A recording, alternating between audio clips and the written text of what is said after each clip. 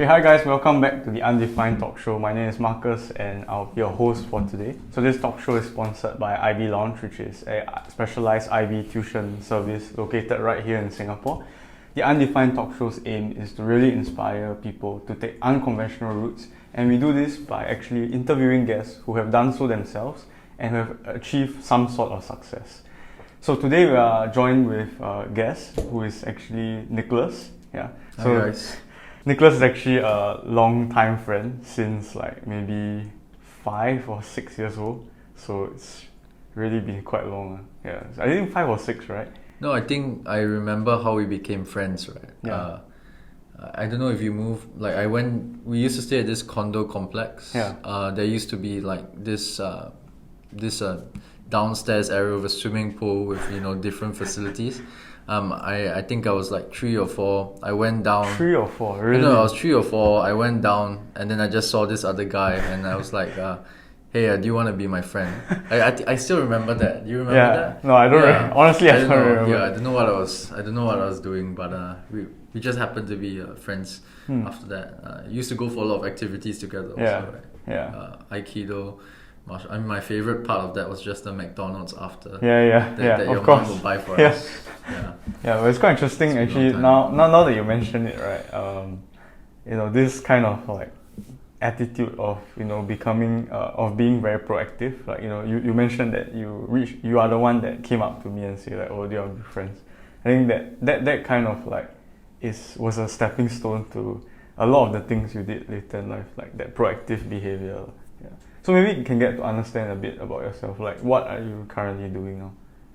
Yeah, so actually I'm going into my final year at Oxford. I'm studying law. I always tell people that I started at Yale and US, so I started at local university. And I didn't actually intend to study overseas when I was in JC. But then later on things kind of changed. I wanted the overseas experience. I applied overseas, but as you know, these strange times. I've been in Oxford for supposedly 2 years, but I've really been doing it remotely in Singapore for 1.5 years. So there's that. But I always say that I'm sort of, at least for now during my undergraduate years, I always say that I'm a kind of a entrepreneur first and a student second. So I guess I've been, now I'm working on an Edtech kind of venture. Right. I'm sure some of the listeners, you guys would have played games like MapleStory, RuneScape, those multiplayer online games when you were young. I used to love that stuff. I used to spend way too much time. MapleStory used to have that message where it tells you you've been playing for this amount of hours. Oh, really? and you should take a break. Do you remember that? No. Did you play? No, I think the producer plays. Yeah, maybe some of you guys know, but it used to be like, you've been playing MapleStory for 12 hours. Please take a break. But anyway, I guess one thing that I was thinking about when I started that venture was like, hey, I had so much fun getting to know other people in this online virtual space. It really engaged me. And I looked at the other, there's so many these educational games out there, right? That are just like 5 to 10 minutes of experiences where maybe you see 2 fruits in the air and you just slice the fruit with the correct number. I thought that wasn't really engaging. So we kind of set up a team and we're trying to make the first multiplayer online educational game. Is it really the first? Yeah. I don't know. The first in the UK and Asia. So nobody has actually created a massively multiplayer online educational game. I see. All the games so far, single subject sort of applications. I see. But that's what I'm doing now. I guess, maybe Marcus will go into it later. I've been doing a lot of other random things. Before that, I was actually into fashion technology. And even before fashion technology, me and a friend, we sort of wrote this book about national service. It's kind of like a dummy's guide to NS with like a lot of comics in there. I'll put that in the. Is it still for sale now? It is for sale. It's a for sale I'll put that in the bio so that maybe you can get some sales. Yeah. If any of you guys are going into NS, go take a look at that. Still haven't received any royalties from the publishing company, so I don't know what's happening there. Until now. Yeah. I mean, it's definitely selling. Still haven't received royalties, but didn't really do it for the money. It was a fun project. I see. Yeah. I see. So can you tell me more, like what kind of sparked this? Like you mentioned, entrepreneur. Right? So what kind of sparked this drive to do that? Or is it like just natural for you? No, I mean, I think we all wake up every day. Every single one of us, we are faced with a question of what do I do? Everyone has 24 hours, Yeah. and I think when you go into primary school, the school is sort of an institution in its own right, and a lot of our whole life is shaped by the institution. So you go to school for about 9 hours and stuff. After that, maybe you have CCA. Right. One thing that I realized about myself was that so even in primary, I was from Tao Nan Primary School. For some of you, I'm not sure if some of you were from that school, but there used to be like compulsory CCA policy. I think most schools are like that, right? Right. Because they want to fill your time, right? They want you to be enriched. But what I realized about myself from a very early age was that, so I used to skip all the CCA. I used to go back and play computer games. What I realized about myself was that I always wanted, I always felt I wanted to do my own thing. That's Okay. how I felt comfortable. I guess I was quite stubborn. Maybe I was quite disobedient. So entrepreneurship is kind of like, I find it in a way, it's kind of a way for me to spend my time to sort of express myself. Right. And also, I think there's significant impact that you can make, and it's very self-driven. Right. I don't think it's inherently better or worse. Right. I think some people would enjoy like the more structured, like Yeah. you go for CCA training, it's very Yeah. structured sort of program. But for me, it was more like, hey, I want to. I find the whole idea of like having something in your head Right. and making it something real. I mean, you look at everything in this room, right? Yeah. To use the Steve Jobs quote, everything in this room was made by someone no smarter than yourself. This camera, this sort of plant, this microphone. And I always thought that was quite inspiring. So I guess from an early age, I wanted to create my own things. I wanted to work with my friends. Right. And entrepreneurship was sort of a natural outlet for that. Right. Yeah. Right. But is there any? Okay, so maybe I think I probably know this answer, but like, what was the first kind of entrepreneurship thing that you did? I think we used to sell bookmarks, right? I remember going to your house, back in the day. We used to create bookmarks. I think we sold them, but really, Yeah. I think it was just our parents were buying, right? Our family. That's Yeah. not real business, guys. But yeah, I think that was fun. But I think like the real first thing that sparked me was that book project that I took in NS. So what made you like want to do that? It's a bit of a story actually. So I was in OCS. I think it was a 9-month course. So I've been in the course for 8 months. Okay. So just 1 month before actually commissioning to become an officer, I kind of suffered like a shoulder injury. Right. So when I suffered that injury, basically they told me, sorry, it's not cool. You can't be like an officer, even though you're doing this stuff for 8 months. You have to be, you need to get an office job. So I became sort of a clerk, right? And then when I was a clerk, it was a 9 to 5 sort of thing. The whole perspective changed, right?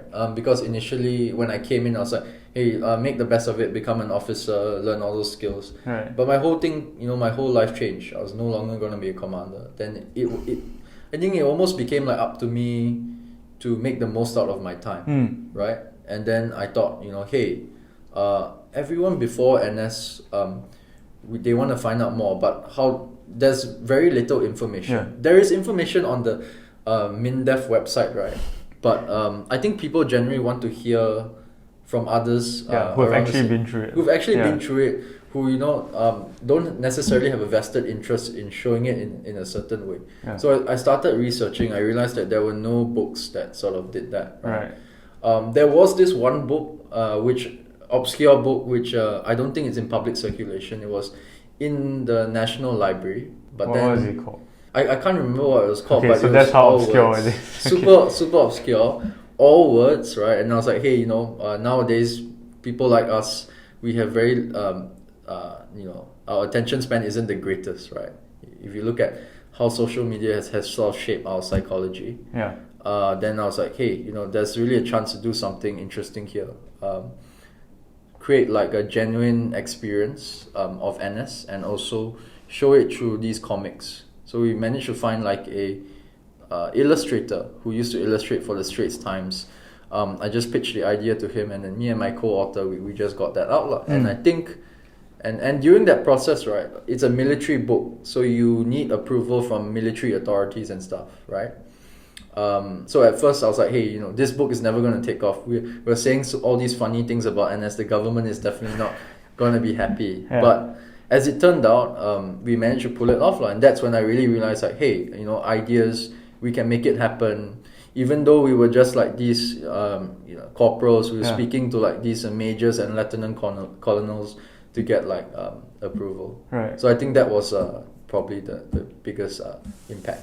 So I guess like that kind of must have kind of like launched you onto this new mindset also in terms of like things in general. Definitely. I think entrepreneurship in general teaches you a lot of lessons about life, and one of those things is that it's a cliche, but like there's nothing. I'm sure there are things that are humanly impossible, right? But your limitations are a lot further than what you think they are, because initially a lot of people, my contemporaries, they were also telling me like, hey, why are you doing this? There's no point.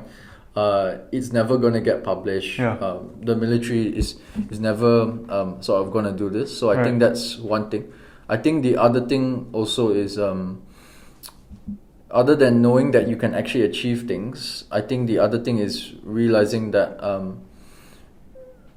you can actually be sort of a vehicle for impact. Like again, we can choose whatever we want to do with our lives, right? We can just sit down, watch Netflix, we can play games, we could just go out and have lunch and stuff like that. But what entrepreneurship teaches you is that, if this is something you're interested in, you can have a capacity to sort of make a change in someone's life. Right? I don't want to oversell the impact of the book, but I do think that people who've read it, they feel a bit more informed, they feel a bit more comfortable with the process. Right. So those are some sort of lessons that's interesting, that I've taken away. So I have a question of my mind, which is, do you think you wouldn't have been like who you are today if, let's say, your shoulder wasn't injured? Yeah, that's an interesting question, right? I think in life, it's the butterfly effect, right? Like what happened if what happened if I didn't do this thing like when I was really young. It's very hard to say lah. My suspicion, of course you won't know for sure. I won't know for sure, but my suspicion is I think I was telling you, even in primary school, I was always inclined to sort of want to do my own things, like start my own projects. I think maybe I would have discovered it a bit later, right? Maybe I wouldn't have. Because another thing is that entrepreneurship also, when you're a university student, that it takes a lot of sacrifice, right? So I think the fact that I'm spending so much time on entrepreneurship while I'm in university was really driven by that experience. So perhaps you're right. If I hadn't injured my shoulder, I wouldn't have discovered it as a real passion that I would want to invest time in. Right, I see. But maybe in the longer term, I would still have discovered entrepreneurship. I see, I understand. It's a nice outlet. Yeah. So how do you feel like when you published your book? No, it felt good. Like now on my LinkedIn, I get to say I'm an author, right? So LinkedIn. That's to be frank, that's nice to say because I don't think I'm not J.K. Rowling. I'm not an amazing writer. I get to have something under my belt. But I think a lot of the feeling is what I mentioned earlier. It's about that sense of achievement. It took a long time, not the writing, but getting the approvals, right? Right.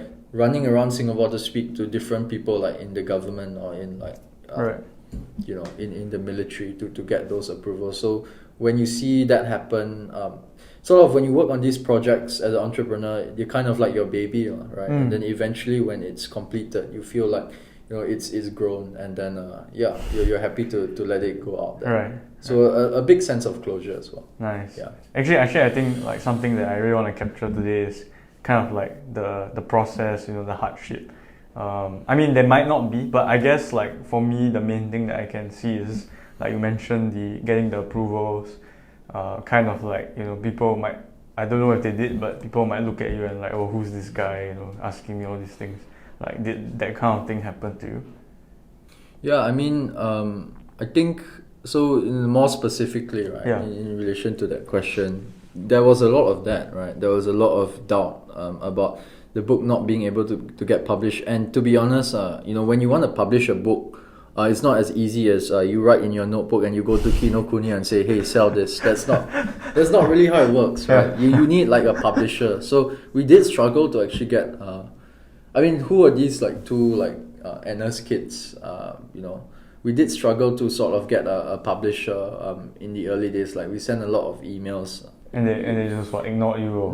No replies at all. But eventually like the breakthrough came like from an unexpected source. Like my mom's sort of friend, he himself tried to publish a book unsuccessfully with this local publishing house called Epigram. Okay. And Epigram actually, we did some research, and actually it was a publishing house that specialized in Singaporean titles. Oh, okay. And NS is, the Singaporean male experience. So even though that guy unsuccessfully published, he couldn't publish with them because it wasn't local enough. We managed to get the contact, right? And then we had the conversation with him, and then it just clicked. I think a lot of times in entrepreneurship, you struggle for a while, right? It's kind of like you kind of like move like this in terms of your progress, up and down. You struggle. Then when there's a breakthrough, you kind of just like go up. Yeah. I think that's the experience of most entrepreneurs, right. And I think I think maybe that's enough to answer your question for now. Yeah, it is. Yeah. Okay. Any other like particular struggles? How about like writing the book? I'm sure. I've tried like kind of like writing a book, and I can tell you like each page takes like so long, and like you see like a book that's like 100+ pages, and you think like, oh, okay, you can read it very easily, but the writing takes like a lot of effort. So how do you kind of get through that? No, I think probably a better way to answer the question is not to use an example of a book, because to be honest, like writing the book wasn't too tough when I compare it to like some of the other stuff that I've done as an entrepreneur. But writing the book, it was just me and this friend that I had, Matthew. We basically holed up in his house and we just like banged it out. Like over the weekend we had an initial manuscript, but obviously like we sort of had to edit it from there. Over one weekend? The initial manuscript was the weekend, but then we slowly made edits later on. I see.